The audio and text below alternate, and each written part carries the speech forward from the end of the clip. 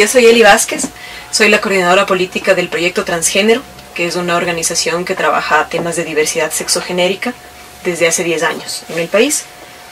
Soy abogada y hago uso alternativo del derecho, es decir, activismo legal con unas técnicas que tienen que ver con hacer su versión desde el propio sistema legal. Ya. Ahora, acerca del marco de protección de derechos humanos para personas sexo-género diversas o diversas por orientación sexual e identidad de género. Ahí la primera cosa a decir es que poner etiquetas como orientación sexual, identidad de género, es como para que jurídicamente haya una categoría a la cual apelar, porque el derecho se maneja con unos sujetos a los que les tienes que nombrar de alguna manera y luego cuando hay una violación decir, ah mira, fue a ese sujeto al que le ocurrió esta violación. En ese sentido, desde el Proyecto Transgénero hemos impulsado que también se hable de canon corporal o de cuerpos distintos, para que con eso se conglobe no solo a personas homosexuales, bisexuales, lesbianas, que es orientación sexual, no solo a personas transfemeninas, transmasculinos y de otros géneros, que es la identidad de género, sino también, por ejemplo, las personas intersex o que tengan cuerpos de partida distintos, que en el tema de que la naturaleza es diversa creo que puede interesar. Sin embargo, los instrumentos internacionales y la Constitución del Ecuador básicamente hablan y consagran estas dos categorías, orientación sexual e identidad de género. La orientación sexual ya estaba reconocida desde la Constitución de 1998 y en el 2008, en la nueva Constitución, se reconoce también la identidad de género. ¿Esto qué quiere decir? Que en el principio de igualdad, que es uno de los principios rectores de la Constitución, esto quiere decir que la igualdad tiene una doble calidad, que es a la vez un principio, es decir, que informa la comprensión del sistema jurídico, y a la vez es un derecho que se ejecuta en un caso práctico, mi derecho a la igualdad. Entonces, la igualdad está traducida en no discriminación por, o se entiende como no discriminación por, orientación sexual, en la Constitución del 98, identidad de género adicionalmente, en la del 2008. Es decir, que todos son iguales sin distinción de qué opción de pareja puedan tener, por ponerlo muy simplemente, y ya en el 2008 todos son iguales independientemente de su masculinidad o su feminidad, independientemente de en qué cuerpo se haya encarnado esa feminidad o masculinidad. Ese es el concepto principal. Ahora, eso se tiene que operativizar. Esta no discriminación por estas dos causas está reconocida en instrumentos internacionales y en la Constitución. Y de acuerdo a nuestra propia Constitución, lo que dicen esos instrumentos internacionales, que para el caso del Ecuador son dos sistemas principalmente. El sistema de Naciones Unidas, con sus convenios, pactos, instrumentos, y el sistema interamericano, con su cuerpo jurídico. Entonces, estos dos. La Constitución dice que lo que está reconocido en estos pactos y convenciones es para nosotros de valor constitucional, es decir, tiene el mismo, es como una ley interna nuestra, por ponerlo de manera simple. Entonces, están estas normas reconocidas en estos instrumentos, luego se tienen que traducir también en legislación secundaria y en la situación práctica de poderse exigir cuando haya existido una violación. Entonces ahí viene todo un desarrollo que es normativo, es decir, de leyes secundarias inferiores a la Constitución, inferiores incluso como por ejemplo Quito, que tiene una ordenanza en temas de diversidad sexual, y luego en jurisprudencia, es decir, en casos que la gente pueda reclamar porque le ha ocurrido una violación a uno de estos derechos y que puedan tener éxito en este reclamo. Entonces básicamente ese es como el panorama. Entonces te decía que a nivel internacional hay estos dos sistemas. Estos sistemas tienen unas normas que son, digamos, las principales en determinado tema. Por ejemplo, la CEDAW, la Convención para la Eliminación de todas las formas de discriminación a la mujer, es una convención muy importante porque es la que tiene el más alto estándar en definir lo que es discriminación. Y esa definición de la CEDAW de discriminación es la que luego pasa a nuestro ordenamiento jurídico y a la mayoría. Es el instrumento internacional que mejor definido tiene lo que es discriminación. Por sexo-género, no hace distinción, es decir, por ser mujer. Pero esa misma definición se ha traspasado también a todos los, yo les llamo los sujetos que ocupan los lugares sociales del femenino, o la subalternidad. Entonces, y además la CEDAW en sus recomendaciones ya hace esta ampliación de que no es solo mujer el sujeto protegido, sino también las personas sexual y genéricamente diversas. Entonces este instrumento es uno de los principales y hay unas recomendaciones y básicamente a través de legislación y a través de jurisprudencia, intentamos implementarlo a nivel local. Lo estoy como mezclando, pero a ver, voy a intentar mantenerme en internacional para luego pasar a la cuestión nacional. Entonces, esa es una, que es la CEDAW, ¿ya? La otra, los pactos. Los pactos son los primeros instrumentos, pacto de derechos civiles y el de derechos económicos, sociales y culturales, donde se reconocen lo que la doctrina clásica de los derechos humanos llama las generaciones, los derechos civiles, los derechos económicos, sociales y culturales. Estos también son del sistema de Naciones Unidas. Te estoy hablando solo del sistema de Naciones Unidas. Sí. Entonces, son instrumentos en los que se enuncian los derechos y las obligaciones proactivas y progresivas de los estados, es decir, que estos derechos no se han conquistado del todo, pero entonces los estados tienen que programar su consecución. Trabajar por conseguir. Exactamente. Y que establecen esta obligación como de proactividad, que tiene que ver con que no basta, que era como la primera ola de derechos, era como dejar, hacer, o el derecho a la vida, muy como desde una visión negativa de no interferir, sino también de poner todo el aparataje, la institucionalidad, la política pública al servicio de estos. Entonces lo que tiene que ver con informes periódicos, los EPU que mencionabas y demás, tiene que ver con evaluar que tanto los estados, en este caso Ecuador, están cumpliendo esta obligación de progresividad, básicamente. Y esa es como esa es la virtud de esos instrumentos y el hecho de que se pueden invocar porque son obligatorios y, por ejemplo, en un caso se los puede citar, por decir, en una jurisprudencia. Ahora, cuando pasemos a lo nacional, el tema es que aquí ha habido poco litigio en derechos humanos. Entonces no hay muchas sentencias ni muchos jueces que tengan la costumbre de invocar el derecho internacional. La tradición judicial ecuatoriana, lamentablemente, ha sido de invocar, además de forma muy legalista y muy formal, la legislación interna. Entonces eso es como un paradigma que se supone que está cambiando y se tiende a que eso suceda para que tengan más vigencia. Claro, al ser invocados directamente, que es además lo que la Constitución ordena, entonces cobran vida estos instrumentos. Todos estos instrumentos que hasta el momento han mencionado son de carácter obligatorio para el Estado ecuatoriano. Así es, sí. También estos informes periódicos, estos exámenes periódicos. Hay que distinguir la naturaleza de cada norma. Hay declaraciones que son básicamente, que no son de cumplimiento obligatorio, pero sí la interpretación hace ya parte de nuestro lo que llaman el jus cogens, o del derecho mínimo esencial, es decir, son interpretaciones que terminan sí siendo obligatorias porque son el estado del arte en temas de derechos humanos, ¿ya? Las declaraciones. Luego hay pactos y convenciones donde sí, ahí las obligaciones son muy específicas del Estado, tiene que cumplir con, por ejemplo, propender a que todos estos derechos civiles, económicos, sociales, culturales se cumplan en su territorio. Luego hay resoluciones que también son de obligatorio cumplimiento. Luego hay recomendaciones o hay informes. Ya no son normas de naturaleza, cúmpleme esta norma, sí, pero sí son recomendaciones que al ser parte de un sistema al que voluntariamente los estados han accedido, se tienen que cumplir. Las sanciones son más morales. Ese es el gran problema del derecho internacional que se habla, ¿no? Es que no es lo mismo que una corte que ordena que se cumpla tal, es una orden del juez y que tiene consecuencias desde sanciones, indemnizaciones, cárcel, lo que sea. Obviamente estas otras normas están ahí y la presión es más de tipo internacional, incluso a veces de tipo económico internacional, pero no tienen esa coercitividad que es el gran problema que muchas veces tiene el ámbito del derecho internacional. Entonces ese es todo un debate en sí mismo, ¿no? A diferencia de eso, en cambio, en el sistema interamericano, con la norma obligatoria que es la Convención Interamericana de Derechos Humanos o Pacto de San José, está la Corte Interamericana, que tiene una jurisdicción, exacto, porque es como una corte. Que hemos aceptado la competencia de esta corte para juzgar temas de Ecuador, y que si es que sanciona al Estado tiene que haber, como ha habido, ¿no? en varios casos. En varios casos, sí. A la Corte. Entonces eso es como un poco la diferencia de los instrumentos, o sea, tienen, al igual que la normativa interna, tienen su distinta jerarquía. Hay unos que son pactos, convenciones, hay otros que son declaraciones o líneas de interpretación.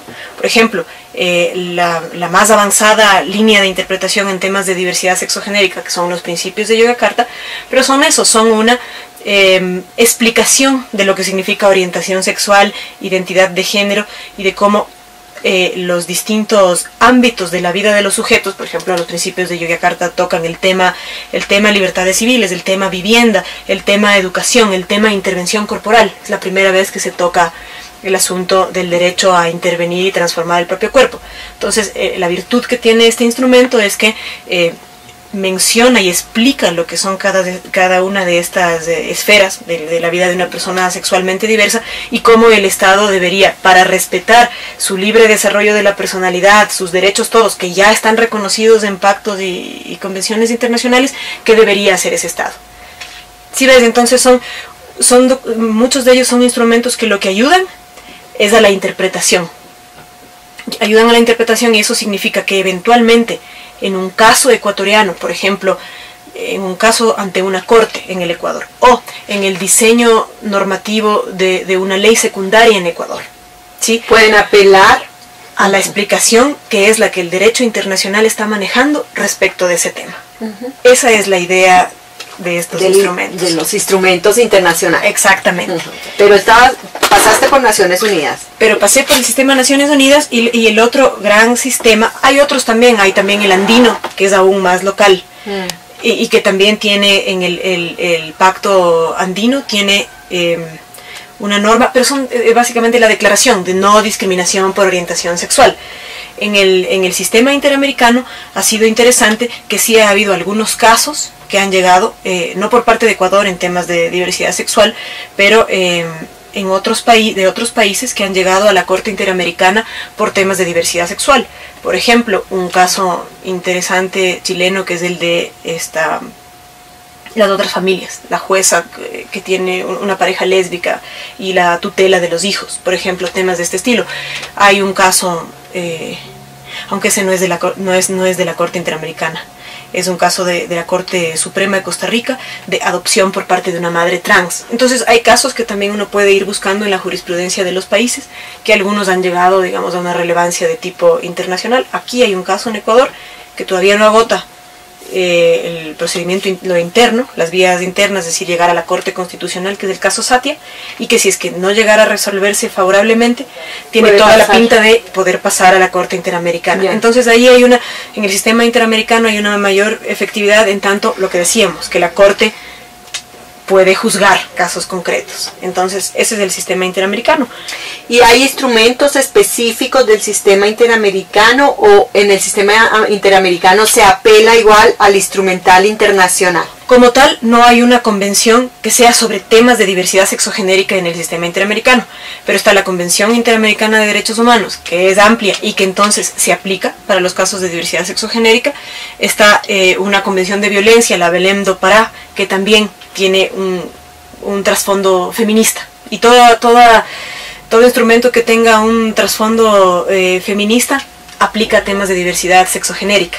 O sea, allá donde se ha analizado bien o se ha explicado bien la situación del sujeto mujer en el contexto de una sociedad patriarcal, ese mismo contexto o ese mismo análisis aplica a otros sujetos que ocupan los lugares sociales del femenino. Y esa es la interpretación, digamos, la más adecuada para poder incluir temas de diversidad sexogenérica. Ahora hay otra estrategia que es, hagamos convenciones específicas del tema.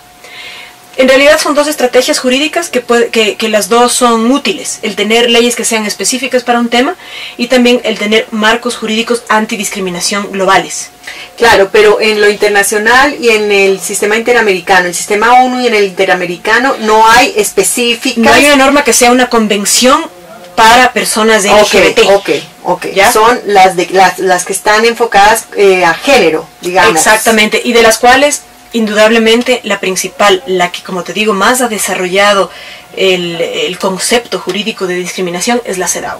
Ok, perfecto. Esa es mi lectura del tema, ¿no? Perfecto. Incluso en el comité de la CEDAW, los informes que presentan los países se vuelve muy valioso porque recuerdo, por ejemplo, que en el año 2008 en los informes que presentan, tanto los estados que presentan su informe de cómo van cumpliendo los derechos de la mujer en este caso, y también la sociedad civil que hace informe sombra. Normalmente el informe del Estado tiende a enfocarse más en los logros y los de la sociedad civil a enfocarse más en las falencias o en las ausencias. Entonces, recuerdo que, por ejemplo, había un informe de Alemania sobre mujeres intersex. Claro, bajo el paraguas de protección de género y de la mujer, metieron el tema de la intersexualidad, que está totalmente ausente en los tratados. Entonces, esa es la manera de ir avanzando la interpretación de derechos humanos en el ámbito internacional. Yo no soy para nada derecho humanista, pero bueno, te estoy explicando lo que tal como es lo que hay. Entonces te decía que en el sistema interamericano no hay algo específico. Hay una campaña porque a nivel del sistema interamericano se apruebe, y eso sería lo más cercano a estos temas, una convención de derechos sexuales y reproductivos. Entonces, si es que eso llegara a aprobarse, claro, al tocar sexualidad y reproducción, necesariamente tocas también orientación sexual e identidad de género, y los derechos sexuales y reproductivos de las personas sexualmente diversas, donde ahí se van a producir muchas de las violaciones, porque tenemos diseños normativos e institucionales que solo protegen a un sujeto, mujer, y a una forma de arreglo heterosexual en perjuicio de los demás o en ausencia de los demás. Entonces, claro, el analizar derechos sexuales y reproductivos de la población sexualmente diversa es mucho ir al meollo del asunto. También el analizar temas como condiciones económicas, sociales, vivienda, claro. Esa es la otra cara, esa es la cara discriminación. Claro, claro, trabajo, educación, salud. Esa es mucho una cara que tiene que ver con las condiciones socioeconómicas de esta población a partir de la discriminación. Pero el tocar derechos sexuales y reproductivos de esta población, en cambio, te remite a algunas de sus especificidades de orientación sexual e identidad de género. ¿Sí ves? Entonces es como que son vías, y no es que son excluyentes, sino que más bien son vías que hay que tomar necesarias todas. Claro. Exacto. Claro. Entonces esos son los sistemas internacionales. Y luego, pasando pasando al país, el país es muy avanzado a nivel constitucional y no tiene el mismo avance a nivel de legislación secundaria y sobre todo a nivel de políticas públicas y a nivel judicial, que esos son como los grandes ámbitos que habría que tratar. Entonces se da un fenómeno que es interesante, que es el de que en Ecuador se tiende a lograr lo más y no lo menos. Esto es algo muy interesante porque usualmente sería más difícil cambiar una constitución, que es donde está el meollo del asunto. O sea, si es que ya lograste incidir, cambiar, refundar la norma suprema, y esta tiene una visión vanguardista, como es, de temas de diversidad sexogenérica, una de las más vanguardistas del mundo, si hiciste eso que era lo más, lo lógico es que pudieras no también sea más fácil, claro, pero no. Aquí no, ese es el problema.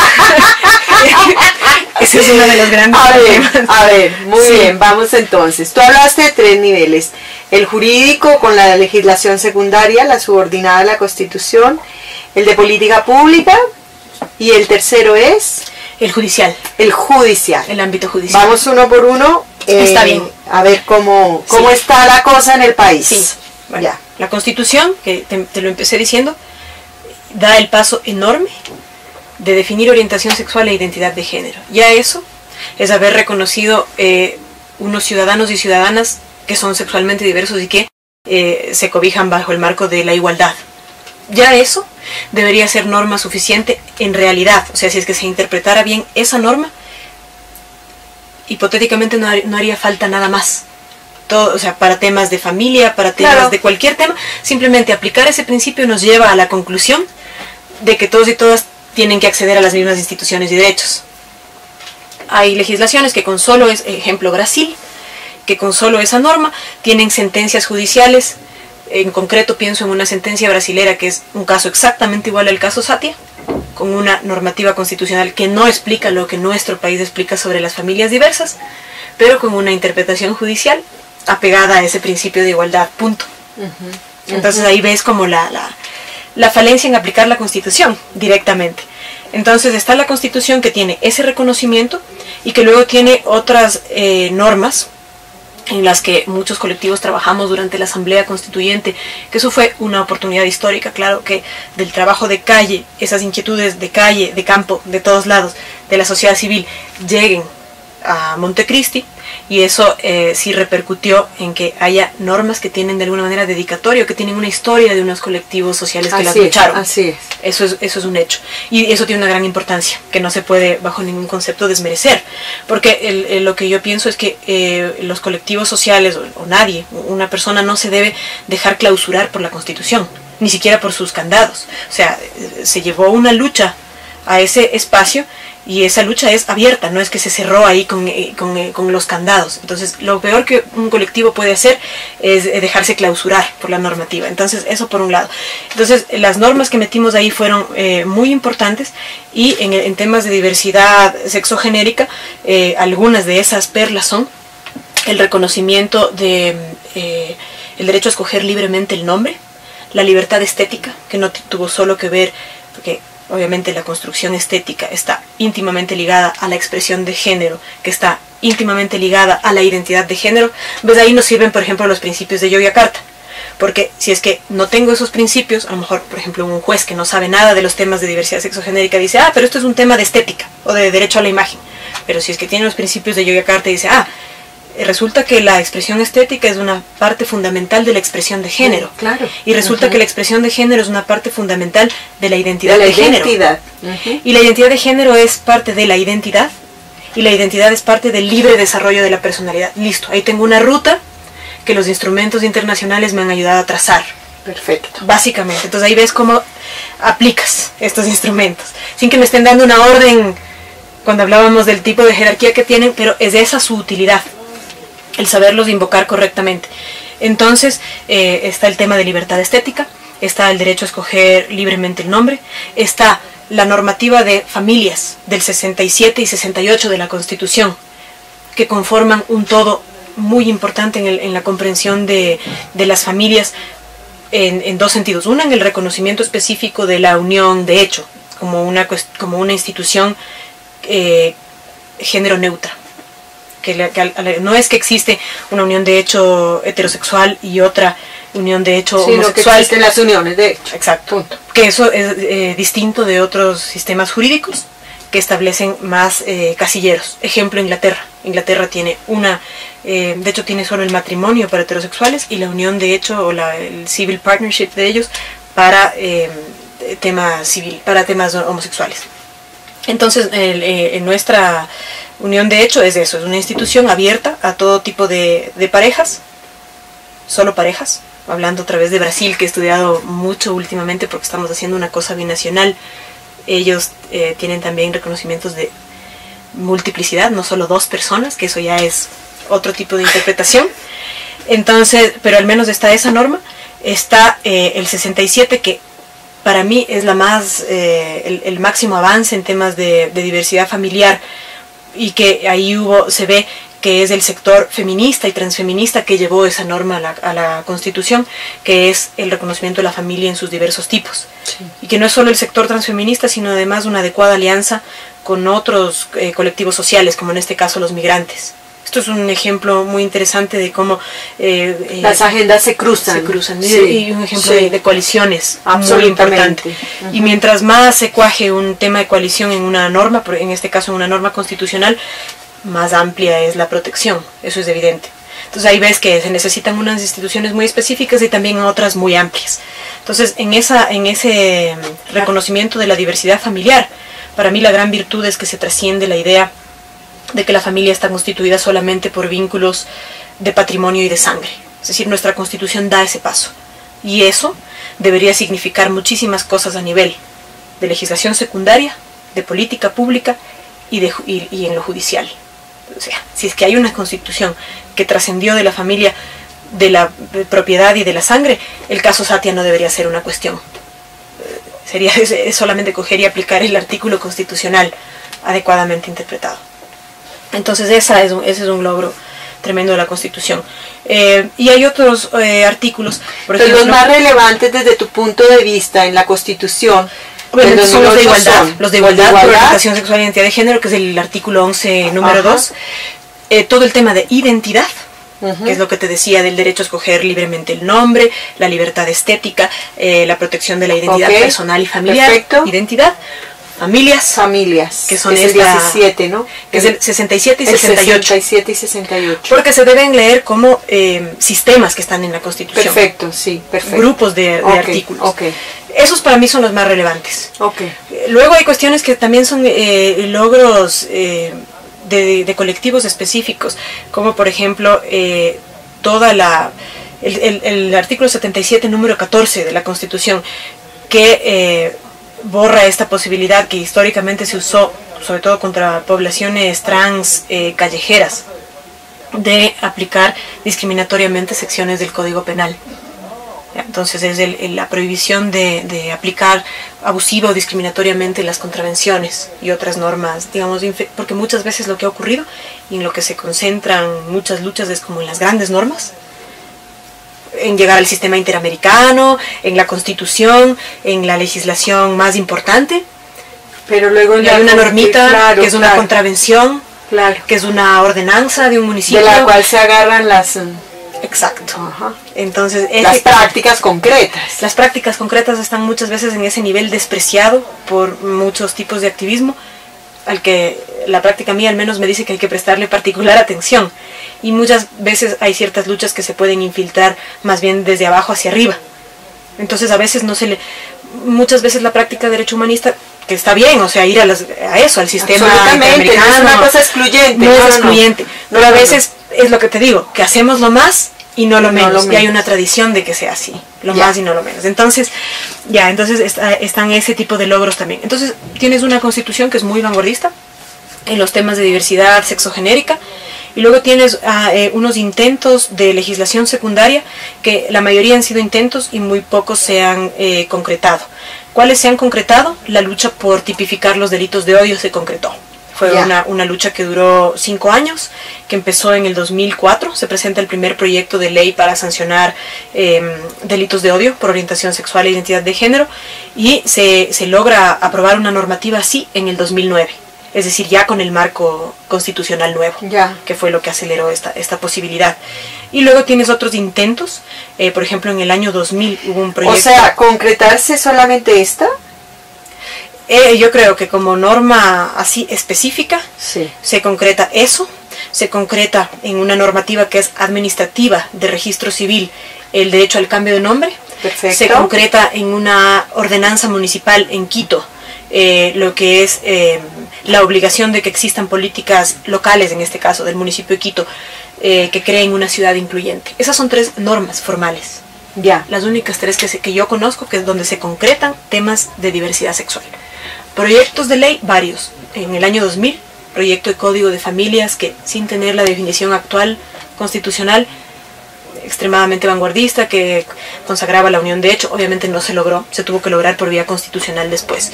En el 2004, el primer intento de ley antidiscriminación, que pasó solo el primer debate, ley de igualdad. En el 2009 es esto que te comento del Código Penal, y luego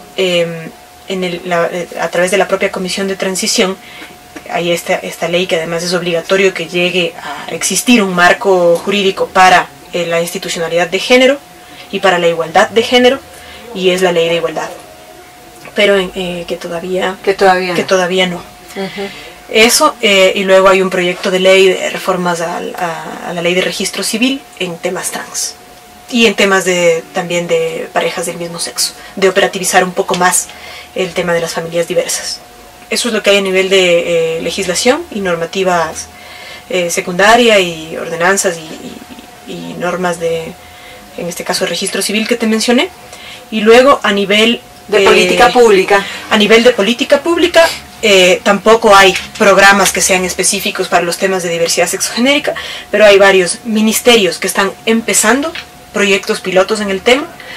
El tema está considerado también en la planificación de Semplades, que es lo que posiblemente le dará una operatividad en años subsiguientes, y uno de las claves para que se pueda generar esa política pública, que es el contar con datos objetivos y estadísticos, que es el INEC, que está lanzando por primera vez una encuesta sobre temas de diversidad, sobre población, situación de la población sexualmente y genéricamente diversa. Claro, eso es que eso es lo que va a dar lugar a.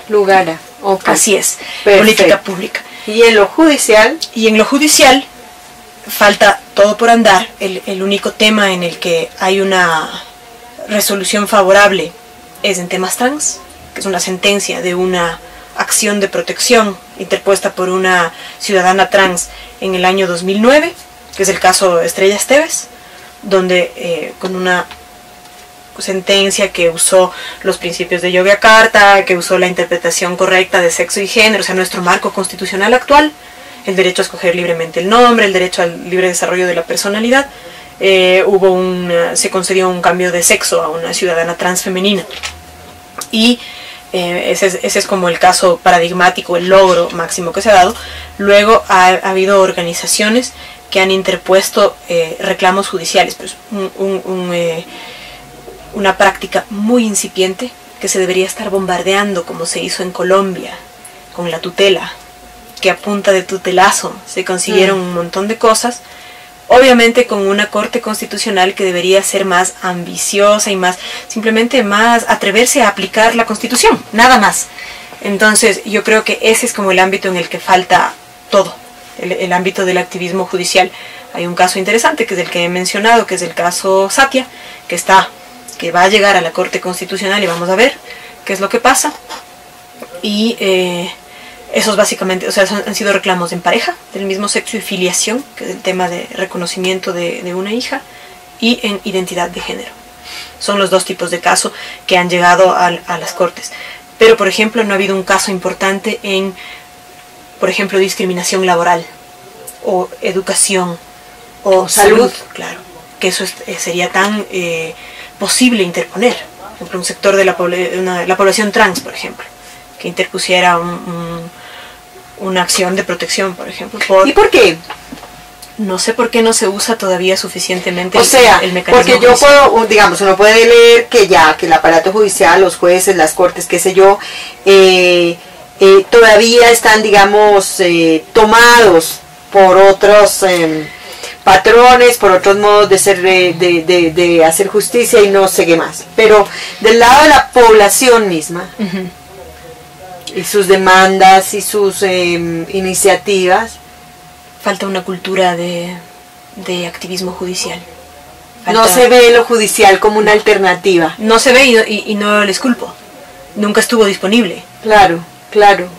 O sea, hace una década, ¿qué ibas a hacer a nivel judicial? Claro. Absolutamente nada. O sea, hay un camino ahí también que recorrer, ¿no? Hay un camino con que esas recorrer. Poblaciones que puedan apropiarse sí. de estas estrategias, de estos modos de hacer. Y es ahí donde yo veo necesariamente hasta para eso que no es tan alternativo como propiamente el uso alternativo del derecho, pero hasta para poder usar cómodamente mecanismos de reclamo que ya están ahí, las acciones de protección, o ni siquiera sin llegar, porque sí, por ejemplo en Colombia fue el uso de la tutela, y está bien, marcó una tendencia en activismo judicial, pero para poder usar incluso un reclamo administrativo, cualquier cosa, reclamar por cualquier problema que la población de diversidad sexual pueda tener, la gente tiende a no utilizar estos mecanismos. Entonces yo creo que ahí hace falta educación legal y como que instalar una cultura jurídica de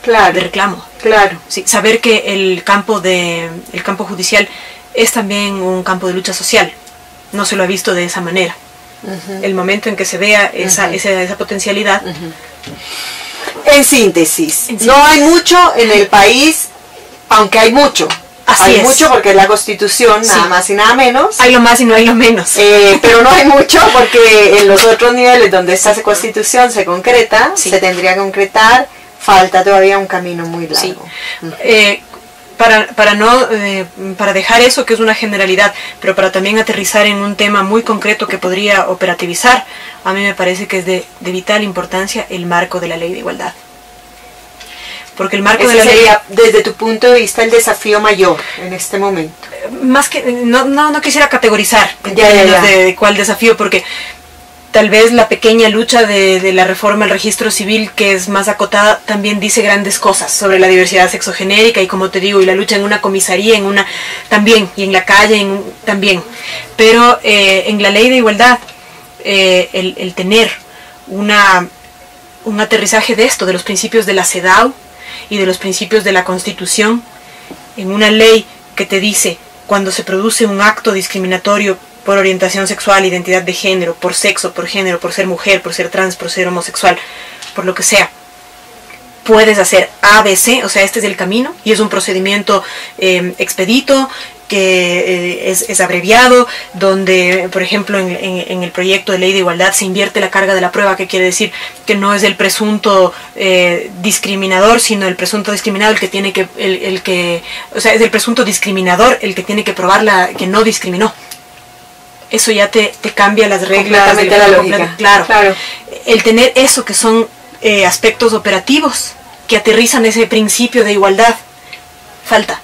Entonces, en el momento en que, por ejemplo, exista esa ley que nos genere un mecanismo utilizable, que es un reclamo por casos de discriminación, un procedimiento especial para la violación del derecho a la igualdad, en ese momento va a haber gente, ahí de la mano de eso, va a haber la posibilidad de que mires al reclamo judicial como una opción, claro. Una posibilidad. Entonces, para mí, esa ley en concreto es de muy importante aprobación, y sin embargo, son 2 años en que recién se calificó. Entonces, hay unas prioridades que no se están tomando, ¿no? También es un tema de tiempo, porque en la mayoría de países la implementación de legislación antidiscriminación, lamentablemente demora 5 años, 7, 8. O sea, es una lucha, es un camino que hay que recorrer. Muy bien. Vamos entonces al terreno de tu pasión, sí, al uso alternativo del derecho, y quizás lo abordamos, Elizabeth, si te parece, lo abordamos con una breve definición, explicación de lo que significa el uso alternativo del derecho. El uso alternativo del derecho es utilizar mecanismos convencionales que ya existen, que son incluso muy rancios, tradicionales, de maneras creativas para hacer lo que yo llamo subversión desde dentro. Mecanismos como utilizar una institución, una figura mercantil en algo para lo que no fue diseñada. Es un caso que yo ya expliqué aquí antes.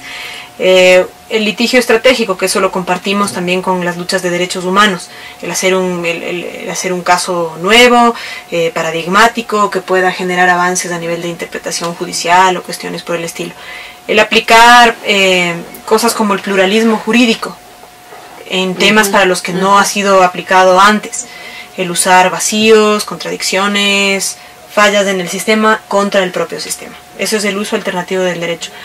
Un ejemplo de esto, que es a nivel judicial, es un caso que estamos llevando a cabo desde el proyecto transgénero y también con ayuda de activistas de Brasil, como un reclamo binacional, con un colectivo aquí en Ecuador y con otra historia muy parecida en Brasil. Es un caso que pide el reconocimiento de una familia callejera, en ambos países, aquí de una familia y en Brasil de otra familia callejera de allá, con 2 sistemas constitucionales que en lo esencial son iguales en cuanto a la protección de la diversidad sexual, pero que en nuestro país está más desarrollado a nivel constitucional, como te conté, el tema de familias, y que sin embargo allá solamente hay la protección a la familia, no se dice más, pero ya ha habido sentencias muy avanzadas en temas de familia, como una que es igual al caso Satia, que te comentaba. Entonces, básicamente en lo que está basado este uso alternativo es en que si la Constitución reconoce unas familias constituidas por vínculos jurídicos y otras constituidas por vínculos de hecho, que son de hecho familia, pero que no están definidas en una ley o que no hay una cosa formal que nombre de determinada manera a esas familias, sin embargo son familias bajo la Constitución y por lo tanto deberían acceder a los mismos derechos que cualquier otra familia.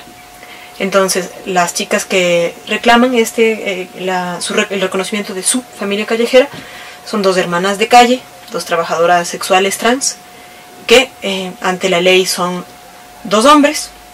Entonces, el primer paso de este uso alternativo es el reconocimiento de la identidad y luego de la identidad de su vínculo particular.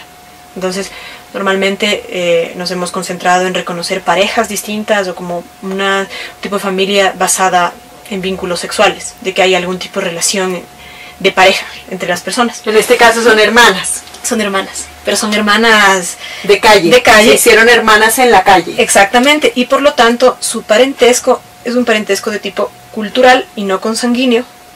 Y como el Ecuador reconoce la interculturalidad, el pluralismo jurídico y las otras familias, entonces al reconocer todas estas cosas debería reconocer este parentesco alternativo entre estas chicas. ¿Pero cómo? Desde el uso alternativo del derecho, usando el sistema formal. Entonces van al registro civil, han cambiado de nombres, una ya cambió de sexo, o sea, hemos tenido que hacer como la lucha paso a paso. Luego están en el proceso de cambiarse el apellido, o sea, sin ser todavía parientes ante la ley, pero están reivindicando el uso de su apellido cultural, que es el nombre de la calle donde ejercen el trabajo sexual. Ese es el apellido. Entonces es paso por paso el apellido y luego el reconocimiento de que en efecto existe un vínculo. Entonces es por pasos.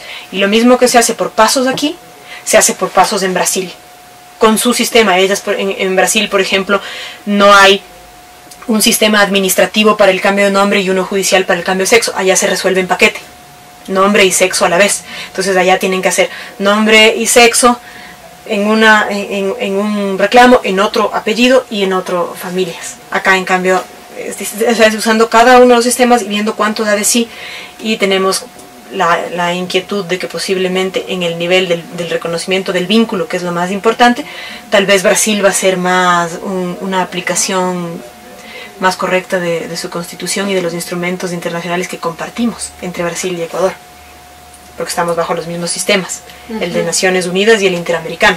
Entonces ahí hay que ver cuánto van a invocar los principios de Yogyakarta, cuánto van a invocar la CEDAW, cuánto, todo eso.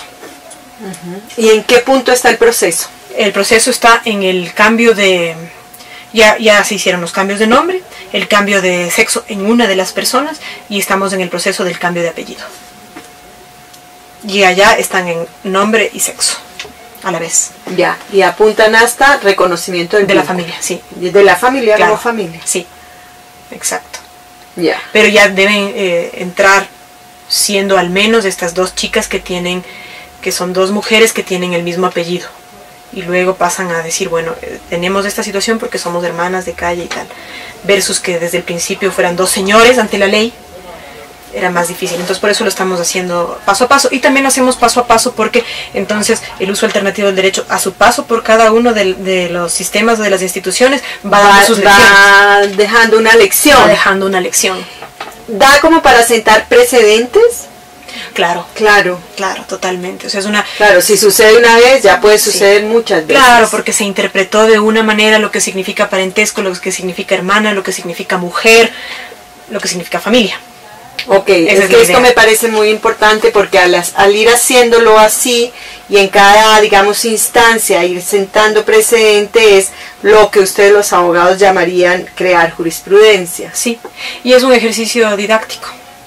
Claro. Es un ejercicio también de respuesta a la institucionalidad, es un ejercicio de poder también, porque normalmente es, bueno, la ley está en tu vida, te impone tales y tales procederes y tú más o menos tienes que obedecer eso y ya. Pero aquí no, también los sujetos tienen una realidad que le dice algo al derecho, que le dice al registro civil, bueno, su manera de establecer la posesión notoria de apellido, por ejemplo, que es en lo que estamos ahorita, por ponerte un detalle, es un procedimiento que aplica solo a cierto sector de la ciudadanía, a la clase media o media alta, que puede probar que ha usado este apellido porque tiene una cuenta bancaria con ese apellido, porque tiene una tarjeta de crédito.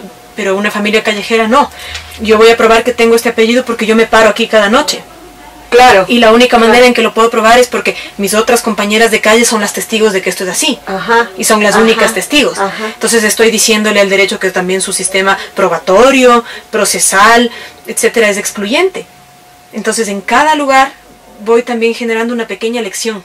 Perfecto. Una perfecto, respuesta. perfecto.